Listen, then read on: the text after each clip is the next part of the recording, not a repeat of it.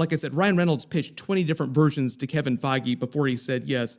Before Fox bought Disney, like years ago after Deadpool 2, originally Deadpool 3 would have been a lower budget road trip movie, Midnight Run style, with Deadpool and Wolverine, like not too different from what we actually saw in this new movie. But it wouldn't have had any crazy multiverse stuff or crazy cameo scenes. Then after Disney bought Fox and Ryan Reynolds was like pitching the new version of Deadpool 3 to Kevin Feige, before Hugh Jackman came on board, there were like 20 different versions of the movie. Then after Disney bought Fox and Ryan Reynolds started pitching Deadpool 3 again, but before Hugh Jackman signed on, there were all these 20 different versions that involved crazy different plots. They probably would have had a lot of Wolverine and X-Men jokes, but no actual Wolverine cameo scenes. One version would have been a road trip movie with just Deadpool and Dopinder going across country, much lower budget. One version was going to be an ultra low budget, $5 million Sundance indie movie style movie, like super low budget. Imagine Ryan Reynolds filming the movie in his backyard, like that kind of low budget.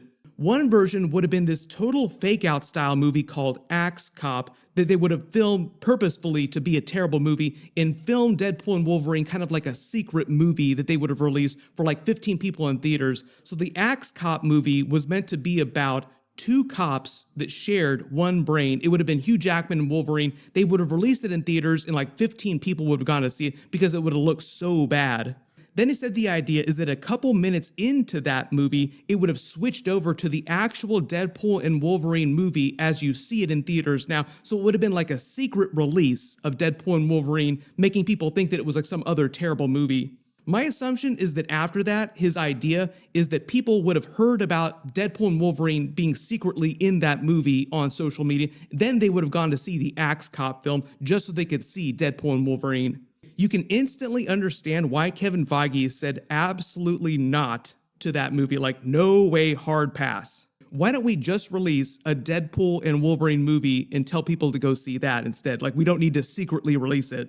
There was also a longer deleted scene of Channing Tatum's Gambit during the actual post-credit scene, paying off his joke earlier in the movie about having been born on the Void planet. The whole idea, like the whole joke of the character, is he isn't sure if he was born on the Void or in another universe because he never got his movie made, so he never got another universe to actually be from. So at the end of the movie, Deadpool and Wolverine convince Hunter B-15 and the TVA to send all the Resistance group to their original universes that they came from. So like Blade goes back to the original Blade universe, Elektra goes back to that Ben Affleck Daredevil universe. But because Gambit didn't have a universe to go back to, he was just stuck on the Void.